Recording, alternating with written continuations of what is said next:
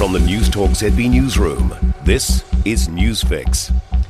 In this update, at least 13 Australian Defence Force personnel have been injured, some seriously, after two of their vehicles crashed in northern New South Wales.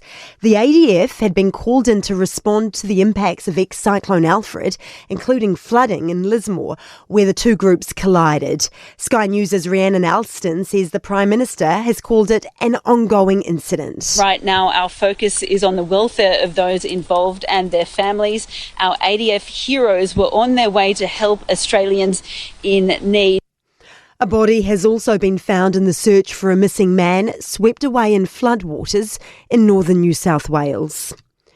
A Russian attack on Ukraine has left at least 20 people dead after two ballistic missiles hit a centre in the eastern Donetsk region.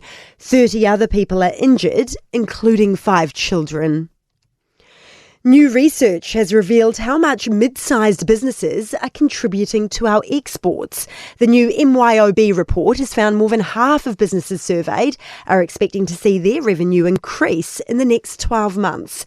MYOB spokesperson Anna Louise Hoffman says around 2/3 of mid-sized businesses are exporting. And on average, they're actually exporting around 18.1 million worth of their goods and services each year per business, which is something to be credited.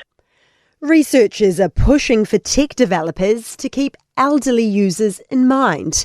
A University of Auckland study is examining how to make easy-to-use technology for people aged 65 and over. It finds the ageing population are struggling to adapt to technological changes, with retirees notably having a tougher time. Lead researcher Melanie Stowell says the key is for developers to consult with older people wherever possible, as they're the fastest growing demographic in New Zealand. As things like healthcare and banking become online only, it's really important to keep things accessible to everyone. That's news.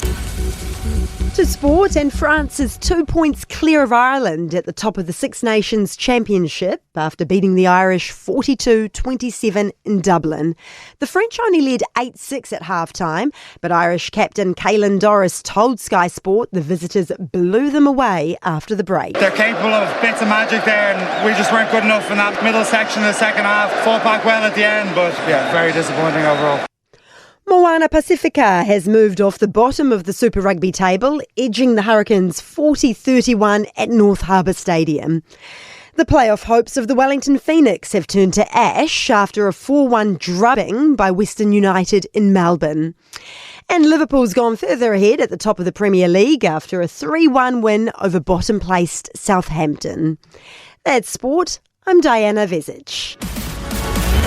For more news, listen to Newstalk ZB live on iHeartRadio.